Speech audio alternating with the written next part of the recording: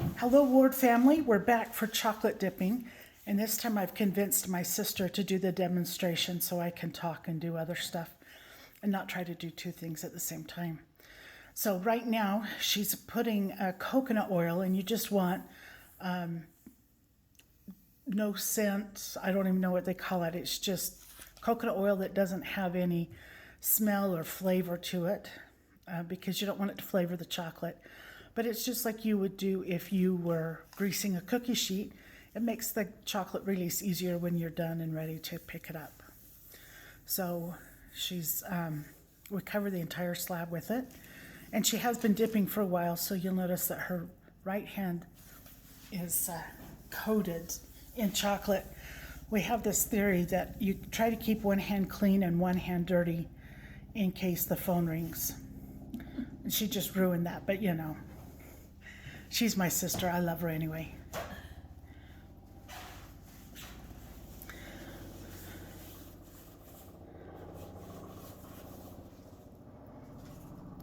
Okay, so she's going over to the pot of chocolate, and it's the electric frying pan that we keep at a very low heat because chocolate melts like at 98 degrees, as you know if you've had it in your hand for very long. We have been working for a while, so the chocolate pot is also coated in chocolate. We use a deep spoon to pick it up and put it onto the slab. And there's a technique here, and I'm going to try to explain it to you, but watch how she cleans the spoon out. She uses her hand as a spatula, but she keeps her fingers together. Remember, chocolate's a liquid at this stage. A lot of people try to treat it like a solid and pick it up with their fingertips. It doesn't really work. So your hand's kind of a cup at this point, and you just want to be able to pick up a pool of chocolate in your hand. So she sticks her hand under, pulls it over, and she wants a certain amount of chocolate so that she can have enough to work with. What she's doing right now is playing with the chocolate it's kind of like mud, little, almost a little slimy. And every now and then she'll feel a piece of hard chocolate in there, so she just melts it between her fingers. But this is how we temper our chocolate. It's not a true tempering, and the chocolate done this way will never get as crisp as true chocolate will. It still looks pretty. It tastes great. And true tempering takes a lot of time, and we just have too many centers to dip. You can see right under the hand. Yeah, it's not as much fun. Right under the handle of the chocolate spoon, you can see a pile of centers. We need to get all those dipped as quickly as possible. So if we had to stop and temper chocolate every 10 minutes, we wouldn't be happy campers. We're in this for speed at this point.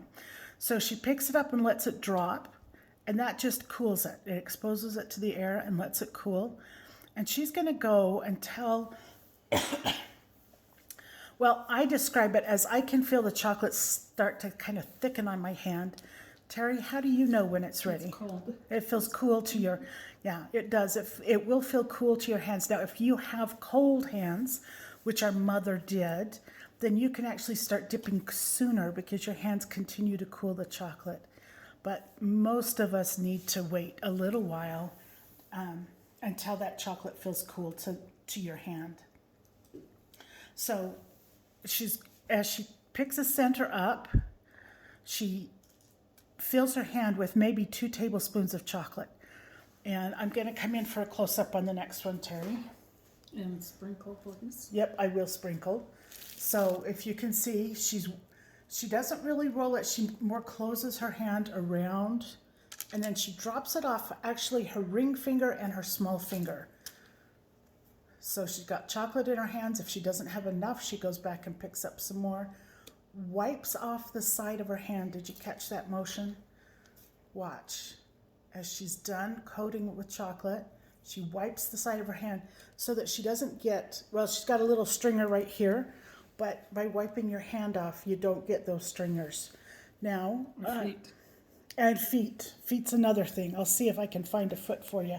but I've got to do my job, which is how we're labeling the chocolates.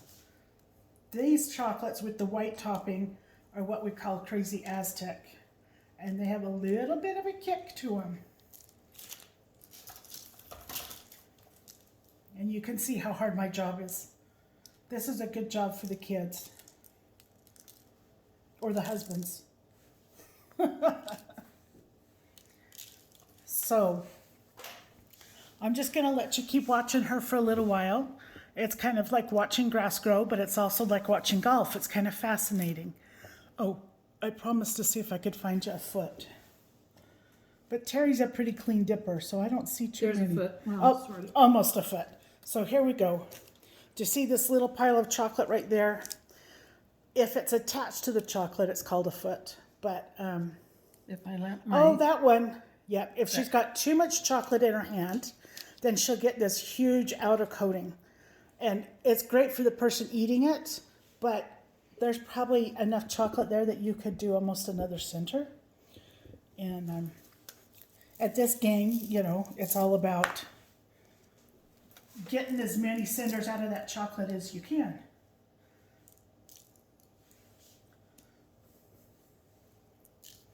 So we buy the chocolate that we use, we buy from Baker's Cash and Carry or Gigi's, and it is specifically dipping chocolate. It's not just stuff you buy at the grocery store. So we used to buy it in bricks. We now buy it in wafers because it melts faster. The brand we're using this year is Merkin's, but we've used Ghirardelli and Guittard. We haven't used Peter's because Peter's is really expensive. But if you go to Baker's or Cash or Gigi's, they will let you taste. They have samples out so you can taste them and you can decide which chocolate. Remember, this chocolate's going to have something in it, so it's not just plain eating chocolate. It's good for eating too, but you have to remember it's going to go on something else. And so you have to keep that in mind as you're tasting. Are those flavors coming from the chocolate? And you will get caramel notes and nut notes and fruit notes. And is that going to go with the kind of chocolate that the kind of candy that you're making? So you can see Terry's actually really pretty fast at this. That's why I let her do the dipping. When she lived in California, she made these and sold them. Well, not these cinders. She did turtles. She's our turtle queen. Oops, there's a foot. Yeah. So on the feet, like that one is pretty clean foot. We could actually probably cut it off if I can't just put topping on it. Dang it, somebody will have to eat it.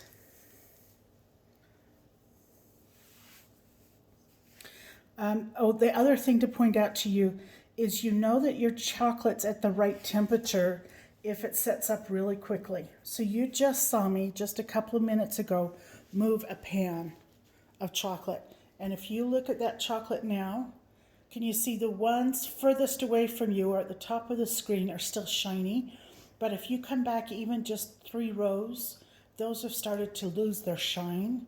And they will get a different kind of shine as they thoroughly set, but you want them to become that dull color because that means it's cool, that the chocolate has cooled correctly. If when you're doing it,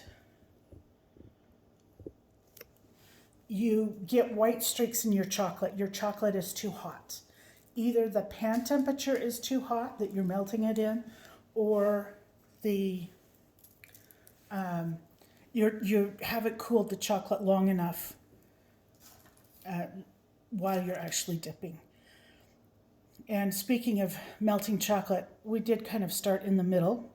So we use this electric fry pan because we can set the temperature so low on it. You want to be able to hold your hand on the bottom of that pan. You'll feel that it's warm, but it will be comfortably warm. It won't be burning hot. That's where you want your pan. A crock pot is too hot. So if you don't have an electric fry pan, you can do it in the microwave. Just do it in 15-second increments. Maybe start with 30 seconds and then back it off and do 15-second increments. Can I talk about a water bath? Oh, No, because they shouldn't use one. I know. So I don't know if you heard Terry, but she said, "Are you going to talk about a water bath?" And that's when I said no, because you shouldn't use one. So chocolate and water don't mix. They, if you get water in your chocolate, it will cause the chocolate to go grainy and almost gritty. It's really unpleasant. Still tastes okay. It's not bad, but it's almost not nice to eat just because the texture is not what you're expecting. So when people talk about using a double boiler to melt chocolate in, I know they haven't had a lot of experience with chocolate, because a double boiler offers you water in two ways, and that's with the steam as well as the water in the pan. If that is the only option you have, then use very little water. You'll have to keep filling it up, and just be really careful. Just super, super careful. What else did I forgot to talk about? Usually I start at the very beginning. We really were halfway into this. We don't use chocolate chips at all. Chocolate chips are, they actually have paraffin in them. Yes, wax, which helps them hold their shape when they cook. It's edible wax. Don't worry about that. It's perfectly fine. But it's not good for melting, which is why when you use it to dip like pretzels in or something, you have to add margarine or butter to it, or oil, to make it melt and melt down and relax. So that chocolate chips are not dipping chocolate. They're great for cookies, but not for dipping. We do on occasion use a colored chocolate. Our preference is white. Those are not true chocolates. They're usually considered couvertures or summer coating. I was taught as I grew up that they could handle the heat a lot better than a regular chocolate can, and since I've done a little more digging and learning, I found out that actually they can't. They just don't show the damage. So if you work with white chocolate, again, you want to keep the temperature very low. It shouldn't be hot.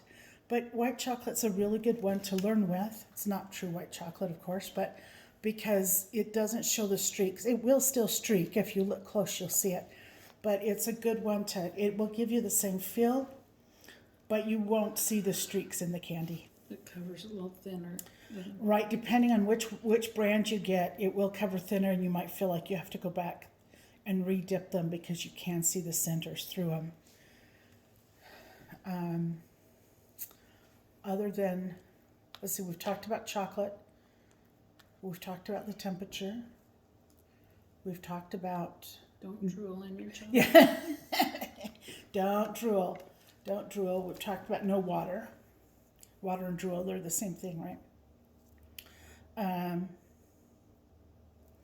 In fact, if you get water in your chocolate, you'll see it start to spread. So scoop it out and throw it away, because it will contaminate the whole pan. And if you burn chocolate, you're going to have to toss the whole pan, because chocolate is a flavor carrier, and it will make everything taste that way. Our mother found a really good deal on a 10-pound brick of chocolate one year, and she bought it in like May or something and took it into our storage room and stored it. And when we brought it up to use it, I could tell it kind of had a funny scent to it. And being the chocolate thief that I am, I tried some, because that's, I was chopping up the chocolate. I got to try it. I thought I was frothing at the mouth. It tastes like a bar of soap. And I told my mom, and she wouldn't believe me. So she tried a piece. And then she tried to, we had some other chocolate that was good, and she tried to mix them together. She just ruined the good chocolate. Chocolate will pick up the flavor of whatever it's stored next to. We had stored it next to some heavily perfumed bath soap. And it tasted it didn't taste like chocolate anymore. It tasted like bath soap. So be careful how you store your chocolate, cool and dry. If you have to store it in the freezer to be cool enough, because you don't want to store it in your garage, then make sure it comes back to room temperature before you melt it. If you try to melt it while it's still frozen, it will collect water, like condensation on the outside of a glass.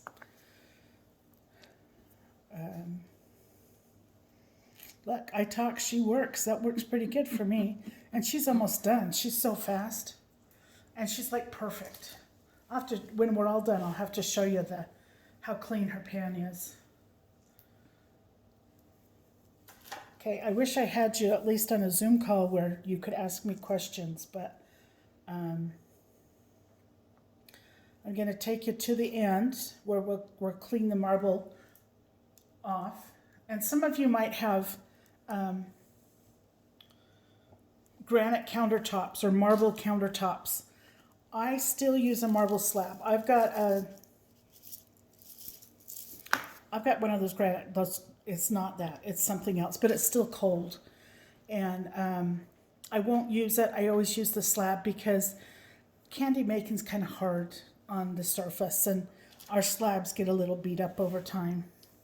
Granted, it's what most people have, and it's porous. Oh, that's right. It would soak up the... Yeah, so you get pockets of chocolate stuck in it. Oh, later in the year you could go along and have a chocolate treat. Okay, are we done? We're done. Woohoo!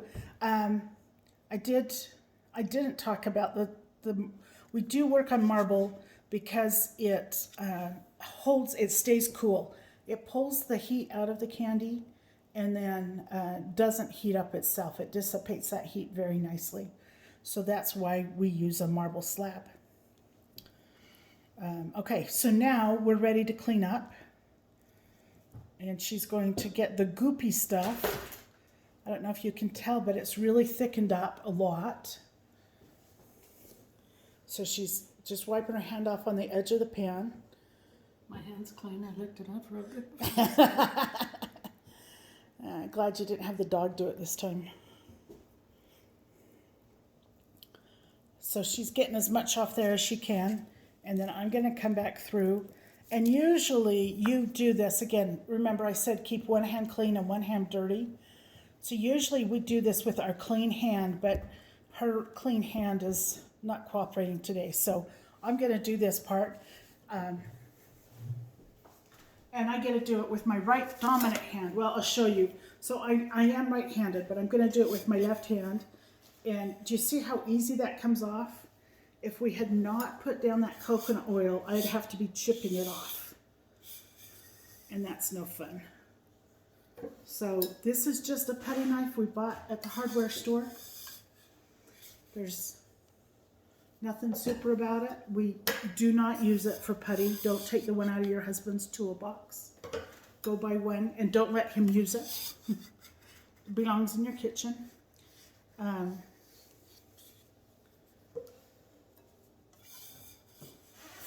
So we'll just take this chocolate, we're putting it right back in the pan. It will melt back down and be good for whatever we're going to do next. Chocolate does have a lifetime on the number of times you melt it. So it's better to use up what chocolate you have in the pan and then go back and add some more rather than just keep adding to it. It just doesn't handle heat well is the problem. And so once it's been heated for so long, it starts to kind of break down and the texture gets a little gritty. Okay. So I promised I'd show you her pan once she's done. And this is her clean pan. There's a couple of drips, but for the most part, and that's because she didn't have a ton of chocolate in her hand. She only had what she needed to actually cover the center. And then she made sure the back of her hand was clean when she dropped it. And that's it. Anything else we need to add, Terry? Okay, Look quick. I promised her I wouldn't show her. That's my wonderful sister. All right, everyone. Have fun playing with chocolate. It's way better than playing in mud and tastes a lot better. If you have any questions, Great. yeah, you get to lick your fingers off after too. If you have any questions, you can feel free to email me at juliasim, JuliaSim, at earthlink.net. I'll get to that faster than I'll probably get to my phone. So if you are urgent in the middle of something, try to call me, but otherwise the email is the best way. All right, bye-bye.